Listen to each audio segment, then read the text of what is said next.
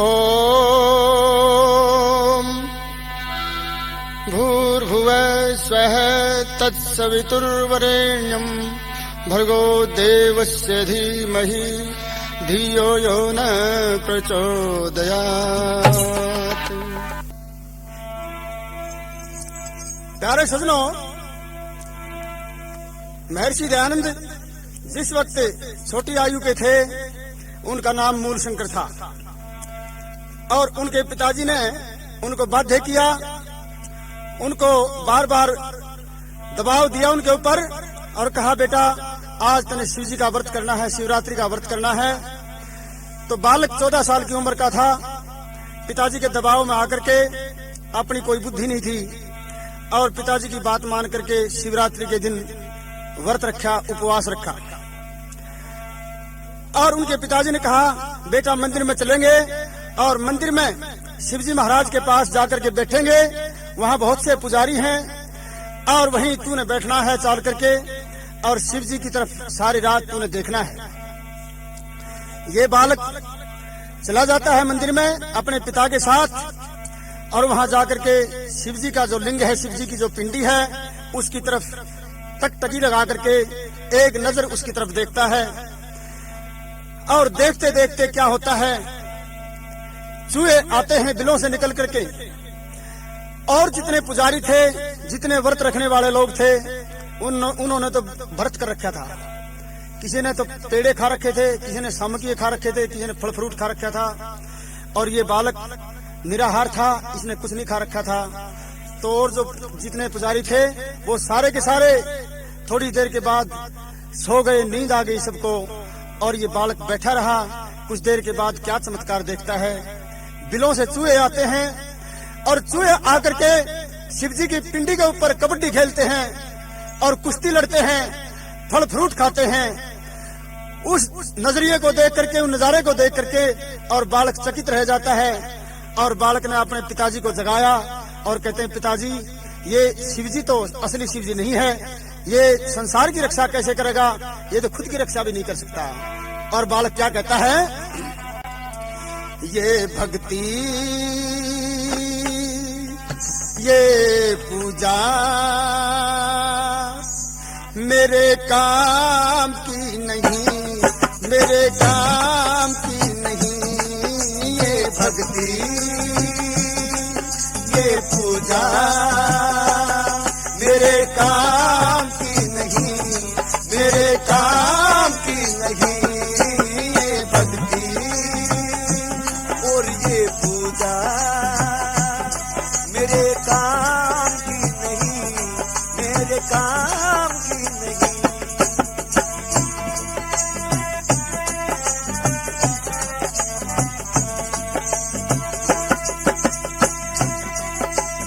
असली शिव तो है नहीं मेरे विचार में, असली शिव तो है नहीं मेरे विचार में।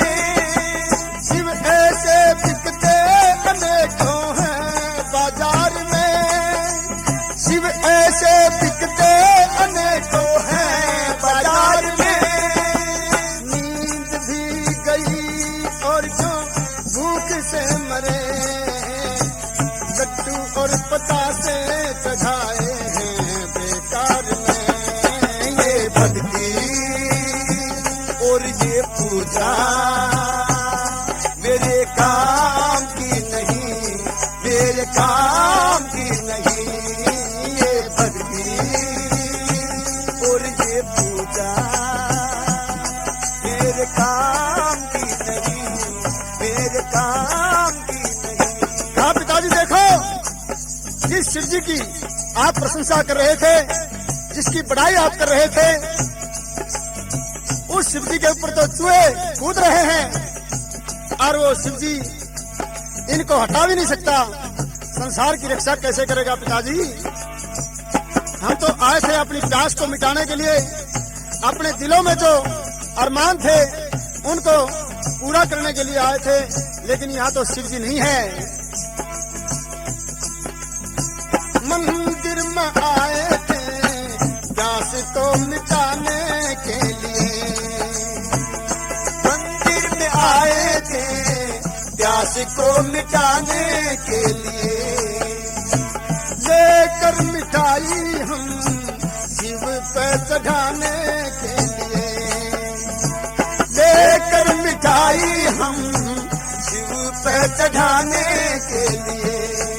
ये आए चूहे तोड़कर खाते हैं लड्डू फोड़कर, बैठा है शंकर है वहाँ दोनों करों को जोड़कर।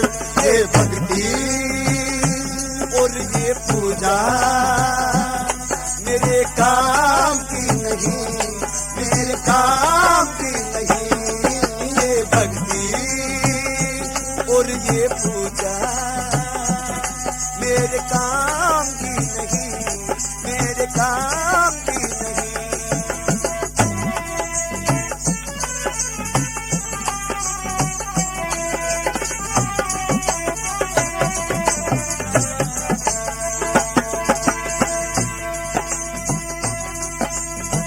शंकर के दिल में ये लंबी कहानी हो गई, शंकर के दिल में ये लंबी कहानी हो गई। पाथर की पूजा से मन में गलानी हो गई, पाथर की पूजा से मन में गलानी हो गई। ये क्या वो ही भगवान है जो सर्वशक्तिमान है, कण कण में व्यापक हो रहा और प्राणों का भी कान है। ये भक्ति और ये पूजा मेरे काम की नहीं, मेरे काम की नहीं। ये भक्ति और ये पूजा मेरे काम की नहीं, मेरे काम की नहीं। सजनों, अपने पिताजी से जो सवाल किया बच्चे ने, अपनी जिज्ञासा उनके सामने रखी, तो उनके पिताजी एकदम क्रोध में आकर के बोले, बेटा अगर तुम बोलोगे तो तुम्हारा व्रत खंडित हो जाएगा और शिव तुम्हारे ऊपर कुपित हो जाएगा, नाराज हो जाएगा। इसलिए तुम एक शब्द भी मत बोलो और इनके ऊपर शंका मत करो। तुम इनकी तरफ देखते रहो, तुम्हारी जिम्मेवारी नहीं है ये शिव क्या है क्या नहीं है, तुम तो इनकी तरफ देखते रहो। लेकिन ये बालक, ये ऐसा बालक था जिसके बहुत बड़े बड़े अरमान थे, जिसकी पिपासा बहुत ज्यादा पिपासा थी और शिव जी के दर्शन करना चाहता था, असली शिव जी के दर्शन। इस बालक की तमन्ना, इस बालक के अरमान दबा दिए गए, लेकिन आग दबाने से दबती नहीं है। ये मंदिर को छोड़ करके रात को मौका लगा करके और मंदिर को छोड़ करके बाहर निकल जाता है और बाहर निकल करके अपने घर का रास्ता नाप लेता है। घर था दूरी पे, चलते चलते अपने घर पहुंच जाता है और उसकी मां ने तो वैसे पहले ही मना किया था कि बेटा तुम छोटी उम्र में अभी व्रत मत रखो, लेकिन पिताजी के कारण रखा था। अब रात को ही वापस आया और अपने कुआरों के साथ अपने गेट के आगे खड़ा होकर के दरवाजा खटखटाता है बच्चा, और आवाज लगाता है। क्या आवाज लगा? थी रात अंधेरी छाई,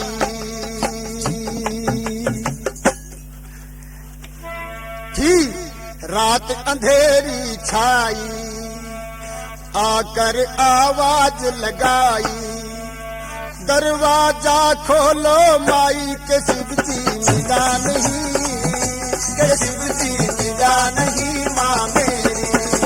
रात अंधेरी छाई, आकर आवाज लगाई, दरवाजा खोलो माई के शिव जी मिला नहीं, के शिव जी मिला नहीं माँ मेरी।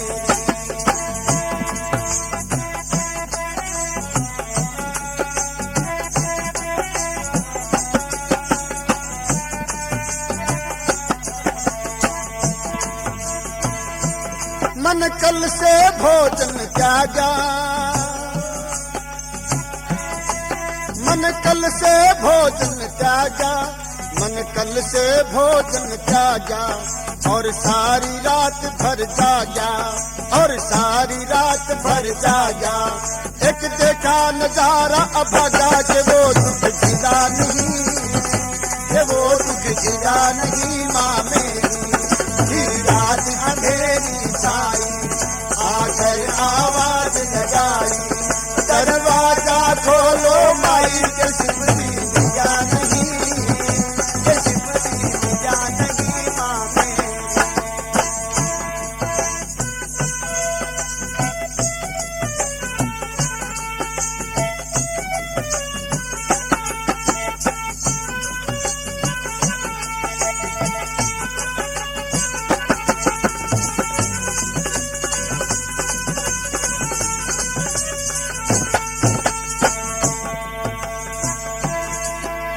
शिव के भक्त कहाँ जो शिव के भक्त कहाँ, जो शिव के भक्त कहाँ। सुते खर्राटा खाए, सुते खर्राटा खाए, वो मुझको रहे भकाए। और सिलसिला नहीं, और सिलसिला नहीं माँ मेरी। ही रात अंधेरी छाई, आकर आवाज लगाई, दरवाजा खोलो माई के शिव जी मिला नहीं, के शिव जी मिला नहीं माँ मेरी।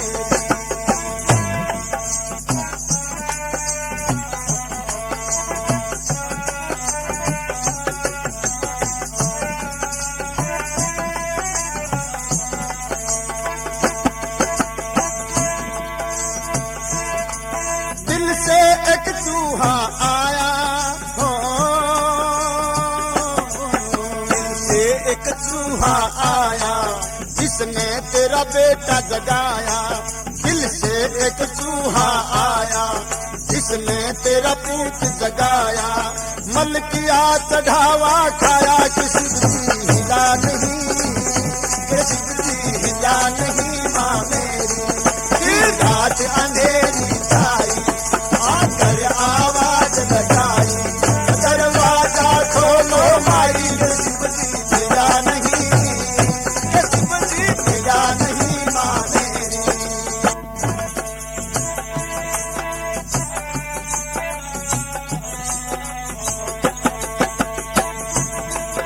उससे तो अच्छा भैंसा मालिक को कमा दे पैसा।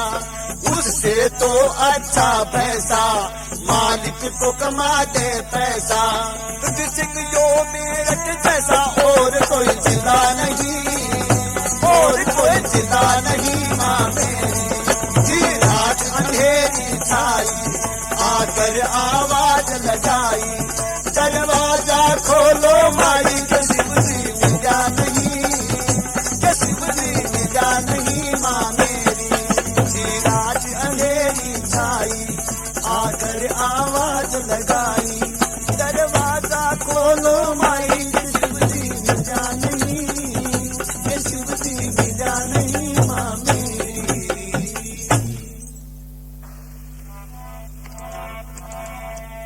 सजनों, महर्षि दयानंद ने बाल्यकाल में ही मूल शंकर के रूप में घर छोड़ दिया था। अपने माता पिता का प्यार छोड़ दिया, घर परिवार मकान दौलत सब कुछ छोड़ करके त्याग करके और सच्चे शिव की खोज में निकल पड़े। सच्चे शिव की खोज करनी है और सच्चे गुरु को प्राप्त करना है। आज तो गुरुओं का बहुत बड़ा चमत्कार देखने को मिलता है। जगह जगह गुरुओं ने दुकान बना रखी है, लेकिन महर्षि दयानंद ने भी गुरु बनाए थे।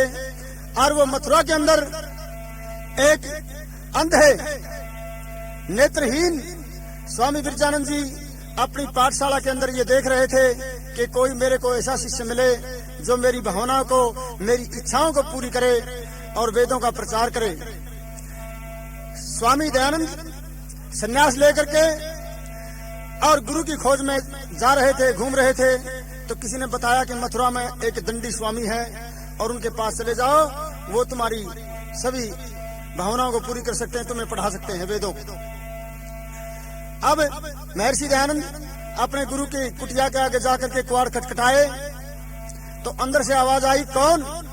तो कहा, मैं यही जानने के लिए आया हूँ कि मैं कौन हूँ। तब गुरुजी ने समझा कि आज कोई न कोई मेरे को असली शिष्य मिला। कुआड़ खोले, गुरु और शिष्य मिले और वहाँ स्वामी दयानंद ने पढ़ना शुरू कर दिया। बहुत भारी तप किया, भूखे रहे, कभी कभी तो नदी में खड़े होकर के पाठ याद करते थे और 3 साल तक इस प्रकार से पढ़ते रहे गुरु के पास। जब जाने लगे तो थोड़ी लौंग लाए गुरु के लिए और कहा, गुरुजी अब मैं आपकी कुटिया से जा रहा हूँ, आपने मेरे को पढ़ाया, आपने मेरे को मार्गदर्शन दिया, आपने मेरे को वेदों का ज्ञान दिया, इसलिए थोड़ी दक्षिणा लाया हूँ। और वो अंधे गुरु के चरणों में रख दी। तो गुरु ने हाथ लगाया दक्षिणा के, तो क्या था, थोड़ी लौंग थी।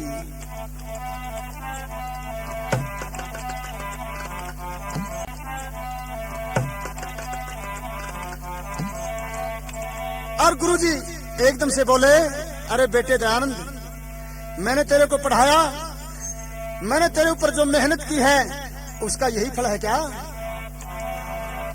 सबसे अच्छा, सबसे काबिल चेला, सबसे न्यारा तू, इसलिए मुझको प्यारा तू। सबसे अच्छा, सबसे काबिल चेला, सबसे न्यारा तू, इसलिए मुझको प्यारा तू। सबसे अच्छा।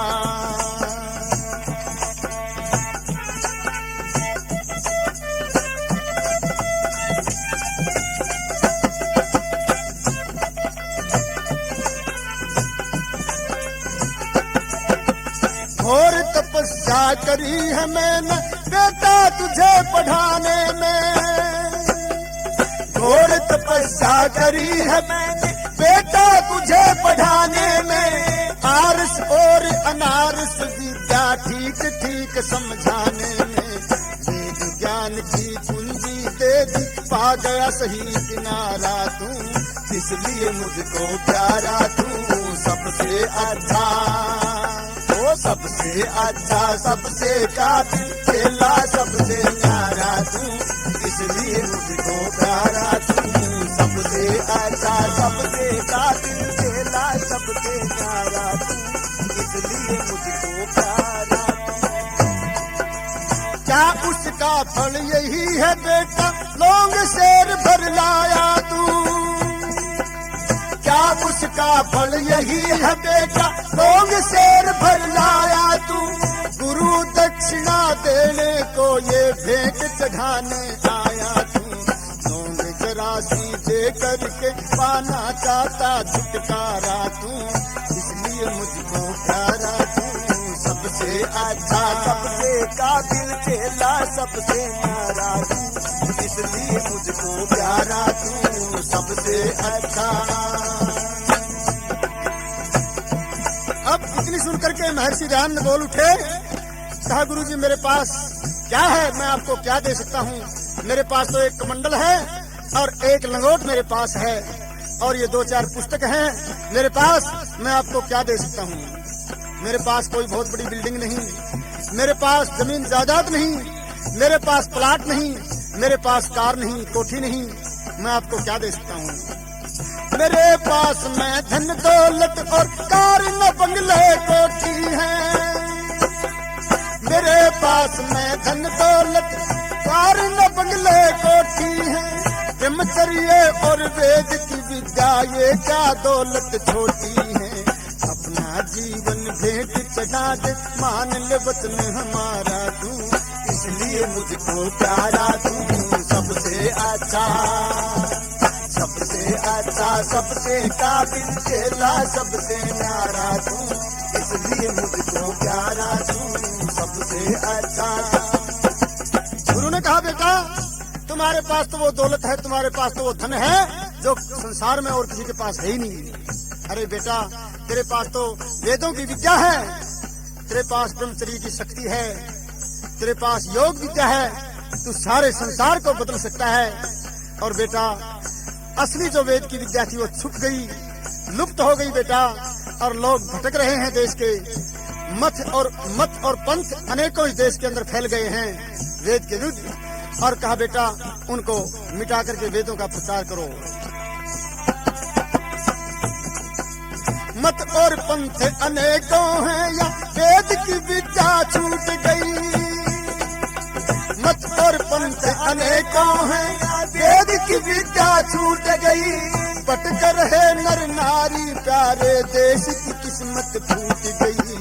सच्ची विद्या वेद की बेटा ला दे यहाँ दोबारा तू, इसलिए मुझको प्यारा तू सबसे अच्छा, सबसे अच्छा, सबसे काबिल चेला, सबसे न्यारा तू, इसलिए मुझको प्यारा तू सबसे अच्छा। बस गुरु ने ये बात कही, ये शब्द गुरु ने कहे और दयानंद ने अपना सारा जीवन गुरु के अर्पण कर दिया। कहा गुरु जी ठीक है, आपकी जो आज्ञा है, आपका जो आदेश है उसी का पालन करूंगा मैं सारी उम्र के लिए।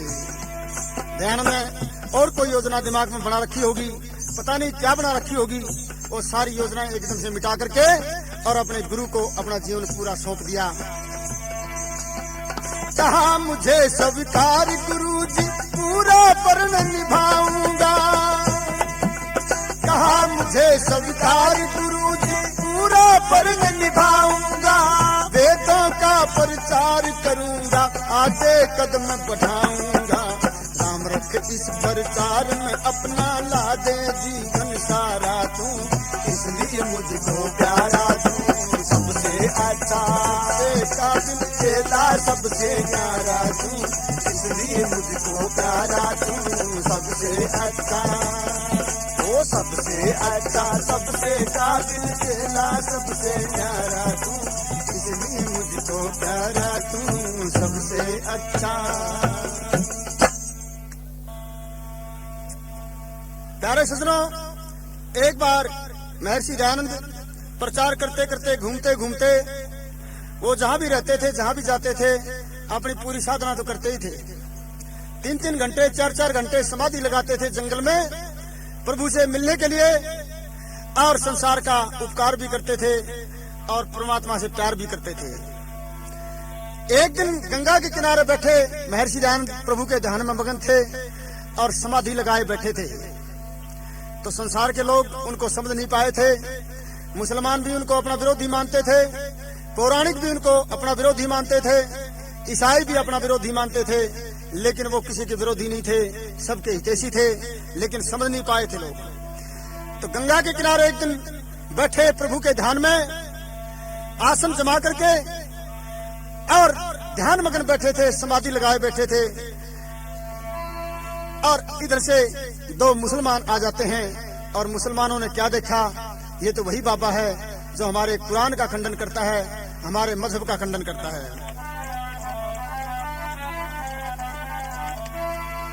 क्या होता है,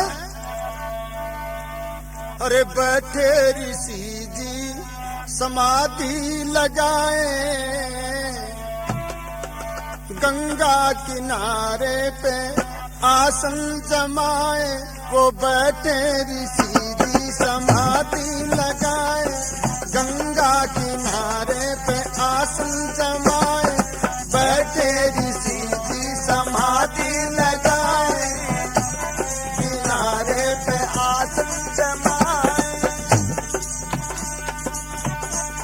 मुसलमान जा रहे थे धोवा कुदरती, मुसलमान जा रहे थे धोवा कुदरती, फिर देखी थी एकदम ऋषि की आकृति, फिर देखी थी एकदम ऋषि की आकृति। मुसलमान दोनों आपस में बतलाए, बैठे ऋषि जी समाधि लगाए, बैठे ऋषि जी समाधि लगाए, और गंगा किनारे पे आसन जमाए, बैठे ऋषि जी समाधि लगाए।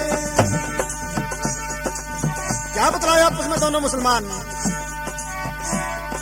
खंडन यो करता है अपने धर्म का, खंडन यो करता है अपने धर्म का, मुसलमान मियाँ जियों के कर्म का, मुसलमान मियाँ जियों के कर्म का, इससे आगे कोई भी बोल न पाए, बैठे ऋषि जी समाधि लगाए, बैठे ऋषि जी समाधि लगाए।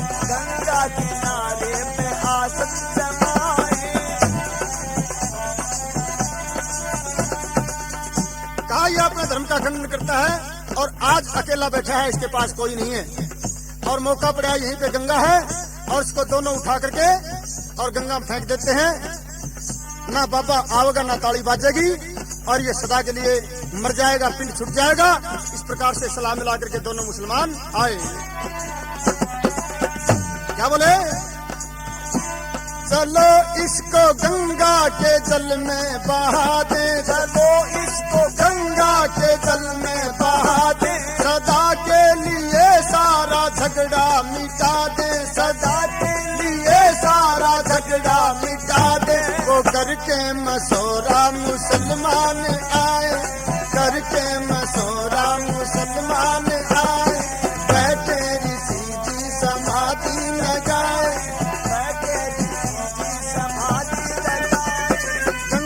किनारे पे आसन जमाए, समाधि लगाए।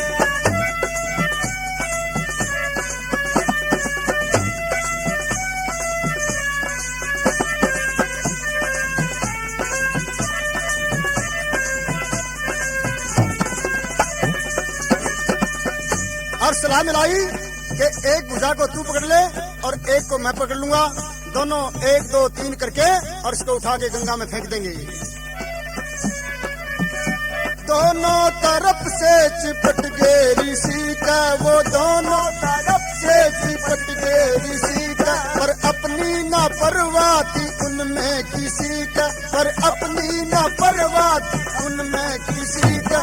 काबू में कर ली ऋषि की भुजाएं, फिर काबू में कर ली ऋषि की भुजाएं, बैठे ऋषि जी समाधि लगाए, गंगा किनारे पे आसन जमाए, बैठे ऋषि जी समाधि लगाए, गंगा किनारे पे आसन जमाए।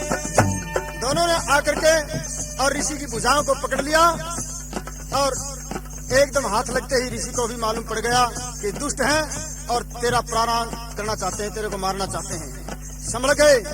महर्षि दयानंद कभी चुके नहीं, तुरंत संभल जाते थे, संभल गए और प्राणायाम खींच करके दोनों भुजाओं को कस लिया और वो जो मुसलमान जिन्होंने अपने हाथ फंसा रखे थे उनके हाथ उन भुजाओं में कसे गए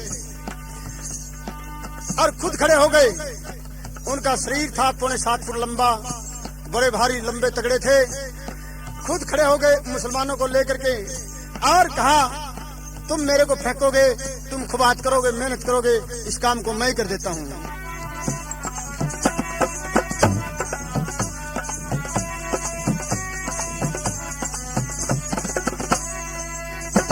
दयानंद दोनों भुजाओं को कस के, दयानंद दोनों भुजाओं को कस के, उठे थे एकदम मुसलमान टस के, फिर उठे थे दोनों मुसलमान टस के, वो दोनों को लेकर के गोता लगाए, दोनों को लेकर के गोता लगाए, बैठे ऋषि जी समाधि लगाए, गंगा किनारे पे आसन जमाए, बैठे ऋषि समाधि लगाए।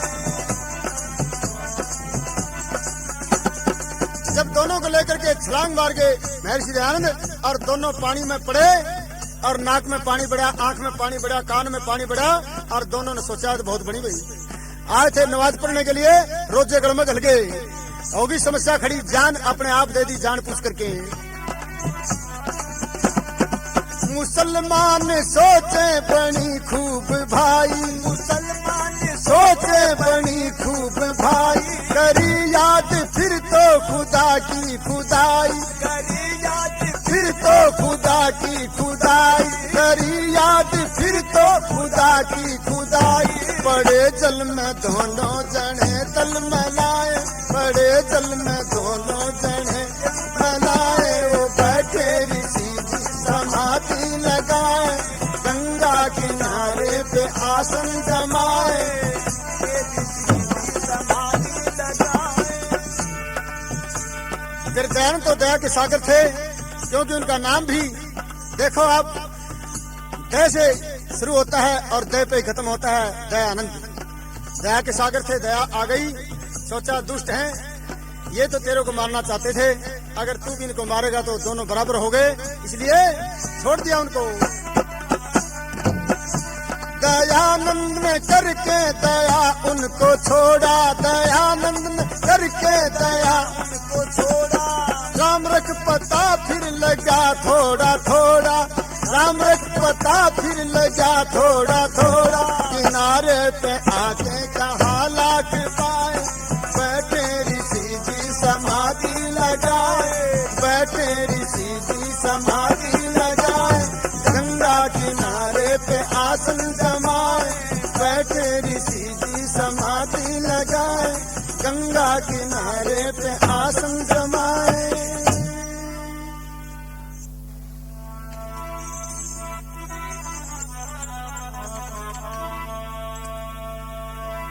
एक बार अंग्रेज का राज था और अंग्रेजों में एक बहुत बड़ा अफसर होता है वाइसराय, और वो कहीं घूमते घामते महर्षि दयानंद कहीं बैठे थे और उनसे भेंट हो गई। अंग्रेज ने देखा बाबा बहुत लंबा तगड़ा है, चेहरे पे बड़ी रौनक है, माथा चमक रहा है बाबे का। तो अंग्रेज ने सोचा बाबा है तो कोई न कोई काम का, क्योंकि भारत ऋषियों की खान है, साधुओं की खान है। भारत में हमेशा बड़े बड़े साधु महात्मा होते रहे पैदा। तो अंग्रेज ने देखा ये तो बाबा बहुत विद्वान और बहुत चरित्रवान लगता है। अंग्रेज ने कहा स्वामी जी आप क्या कर रहे हो, कैसे बैठे हो? स्वामी जी ने कहा मैं परमात्मा का ध्यान कर रहा हूं और मैं वेदों का प्रचार करता हूं सारे देश में घूम घूम करके। तो वाइसराय ने कहा आपको हमारे राज में कोई तकलीफ तो नहीं है, आपको कोई दुख तो नहीं है? स्वामी जी ने कहा नहीं, मेरे को कोई दुख नहीं, परमात्मा की दया से सारे देश में भ्रमण करता हूं, प्रचार करता हूं, कोई आपत्ति नहीं मेरे को। तो वाइसराय कहता है बाबा अगर आपके दिमाग में ये बात है कि अंग्रेज के राज में मेरे को कोई तकलीफ नहीं है, क्योंकि राज तो हमारा है और हमारे राज में आपको कोई तकलीफ नहीं है, कोई दुख नहीं है, तो आप जब संध्या करते हो, जब भगवान का नाम लेते हो, तो परमात्मा से 2 शब्द कह दिया करो कि हे प्रभु अंग्रेज का राज अति उत्तम है, बहुत बढ़िया है अंग्रेज का राज और सदा बना रहे। बस इतनी बात सुनते ही और महर्षि दयानंद की तोड़ियां चढ़ गई और आंखों में खून उतर आया, क्रोध में आ गए। जो महर्षि दयानंद जहर देने वाले को, ढेले मारने वालों को, ईंट मारने वालों को भी कभी क्रोध में आकर के नहीं बोले, और आज वाइसराय के ऊपर लाल हो जाते हैं और कहते हैं तू मेरे से ये बात कहना चाहता है, मत ये चाहता हूं।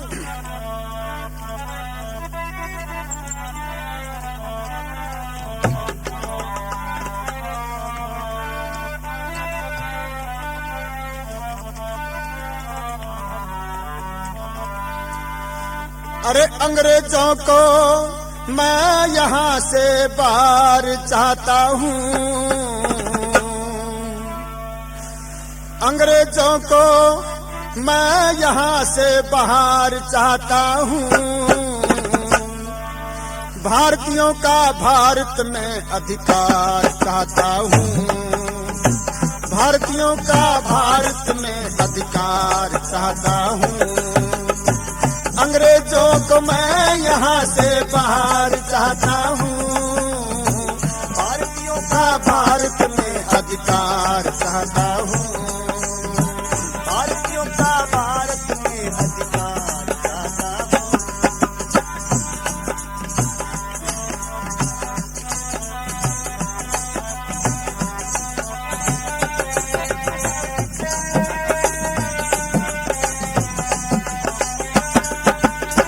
आप कहते हो अमर ये राज हो जाए, मैं तो कहता हूँ खत्म ये आज हो जाए।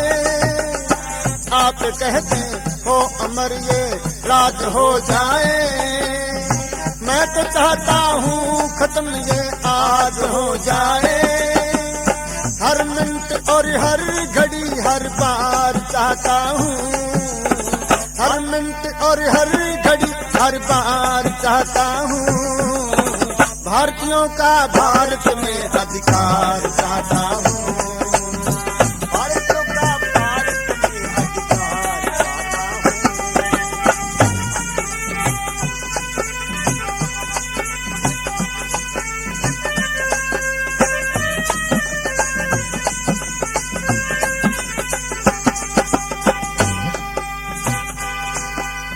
एक दिन ईश्वर करेगा हम पे ये दया, भारत हो आजाद झंडा लहराए नया। एक दिन ईश्वर करेगा हम पे ये दया, भारत हो आजाद झंडा लहराए नया। स्वतंत्रता है मेरे करतार चाहता हूँ, स्वतंत्रता है मेरे करतार चाहता हूँ भारतीयों का भारत में अधिकार चाहता हूँ। भारतीयों का भारत में अधिकार चाहता हूँ। अंग्रेजों को मैं यहाँ से बाहर लाता हूँ, भारतीयों का भारत में अधिकार चाहता हूँ। भारतीयों का भारत में अधिकार चाहता हूँ।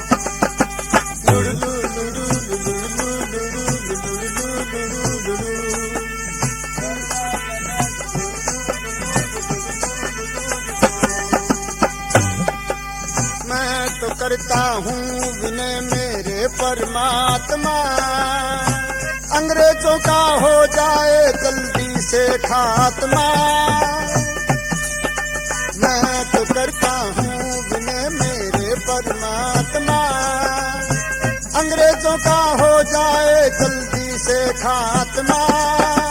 अपना देश अपनी ही सरकार चाहता हूँ, अपना देश अपनी ही सरकार चाहता हूँ भारतीयों का भारत में अधिकार चाहता हूँ। भारतीयों का भारत में अधिकार चाहता हूँ। अंग्रेजों को मैं यहाँ से बाहर चाहता हूँ, भारतीयों का भारत में अधिकार चाहता हूँ।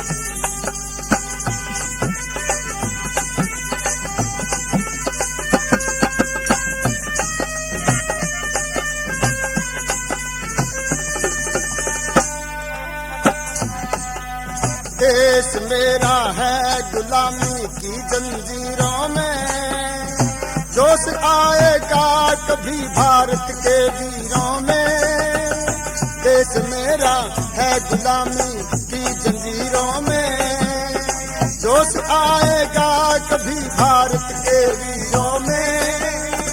राम रक्त में वेद का प्रचार चाहता हूँ, राम कृष्ण वेद का प्रचार चाहता हूँ भारतीयों का भारत में अधिकार चाहता हूँ। भारतीयों का भारत में अधिकार चाहता हूँ।